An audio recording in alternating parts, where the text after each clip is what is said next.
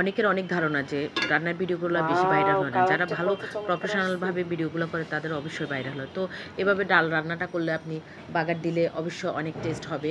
এটা নরমালি আমি রান্না ১ম এ ডালটা ডাল বাগার দেওয়া প্রেশার হবে, কুকারে আমি এভাবেই বসিয়ে ডাল দিয়েছি বাগার পরিমাণ দিবে। মতো ও পানি দিয়ে। বাদামি তারপরে কতক্ষণ কালার পেঁয়াজ, যখন রসুন ডালটা হয়ে আসছে, সব মজে আসছে, মিলে ডাল তারপরে আমি বাগার দিবে। হলুদ দিয়েছি। হলুদ দেওয়ার পর কিছুক্ষণ পরে আবার রান্না করেছি। ডালটা যখন কমে আসে তারপরে আমি দিয়েছি লবণ দিয়েছি স্বাদমতো। তারপর এই ২-৩ টা কাঁচামরিচ দিয়ে লড়ে গেছে। দিয়েছি ছোট, ছোট। তারপর কালারটা ডালটা খুবই অনেকক্ষণ ধরে চমৎকার রান্না আসছে। হয়েছে, ঝোলটা কমে আসছে, পানিটা দারুণ। কমে আসছে। তারপরে আমি যেটা এভাবে করেছি ডাল বাগার পেঁয়াজ দিলে আর বাচ্চারা রসুন পছন্দ কুচি করে। করে দিয়ে তারপর ওখানে সরিষার তেল দিয়ে বাগার দিয়ে দিয়েছি। তারপরে সম্পূর্ণ ডালটা আবার জাল করেছি। করার পরে হয়ে গেছে ডালটা। তো অনেক টেস্টি হইছে, অবশ্যই অনেক মজা। লাস্টে আমি একটু সামান্য গুঁড়া মরিচ দিয়েছি। তো এখানে হলো করলা ভাজি করেছি অনেকদিন ধরে। করলা ভাজি একটু মুচমুচে হলে আমার কাছে বেশি বেটার লাগে। তো করলা ভাজিটা করে নিলাম। অনেকক্ষণ ধরে ট্রাই করতে হয় করলা ভাজি। তেলটা বেশি দিতে হয় করলা ভাজির পরিমাণ। এভাবে করলে করলাটা আপনার তেতো ভাবটা লাগবে না। তো আমি যেভাবে করেছি ১ম এ পেঁয়াজ আর রসুন কুচি দিয়ে একটু বাদামি কালার করে নিয়েছি। তারপরে সম্পূর্ণ সরিষার তেল দিয়ে করেছি।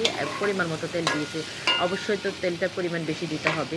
তারপরে আমি হঠাৎ করে ভয়েস করলার দেওয়া বন্ধ পোড়া, হয়ে পোড়া গেলে ঘ্রাণ তারপর কথার বেড়েছে। স্পিডগুলো আসে না। তো এভাবেই যাই হোক করলা তারপরে বেশি করলাটা মজা এবং লাগে না। আলু একসাথে মিক্সচার করে একটু পোড়া, পোড়া দিয়ে হইলে দিয়েছি। ভাল লাগে। তারপরে কিছু কাঁচামরিচ দিয়েছিলাম।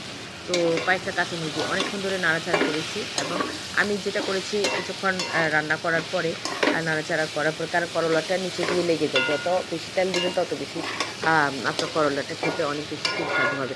আমি একটু ঢেকেও দিয়েছিলাম পরক্ষণে করলাটা। কারণ ঢেকে দিলে দ্রুত একটু মজে আসবে। যদি তাড়াতাড়ি খেতে চান তাহলে একটু ঢেকে দিতে হয়। ১ম যে অংশটা দেখানো হয়েছে সেটা করলাটা হয়ে আসার 80% হয়ে আসার পরে বিষয়টা দেখানো হয়েছে। এই যে করলাটা সবুজ কালার এখন নাড়াচাড়া করা হচ্ছে। এটা একদম ১ম দিকের করলাটা দেওয়া হয়েছিল।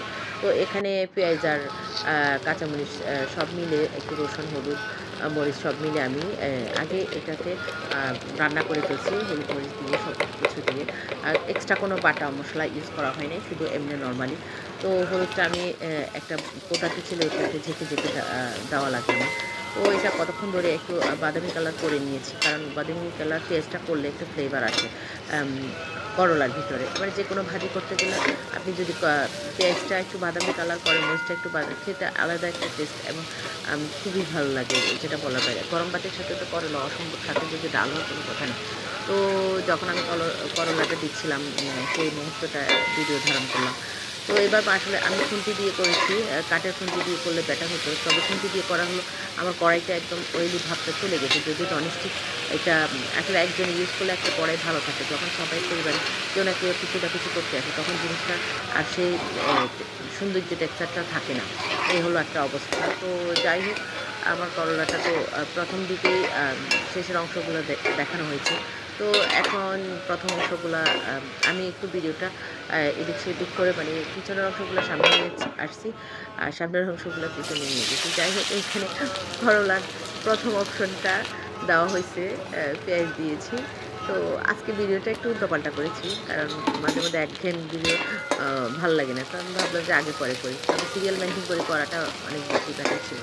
কিন্তু আমি ভয়েস দিচ্ছি তার জন্য এটা আমি আশা করি প্রবলেম হবে না। ধন্যবাদ সবাইকে ভিডিওটা ওয়াচ করার জন্য। আসসালামু আলাইকুম।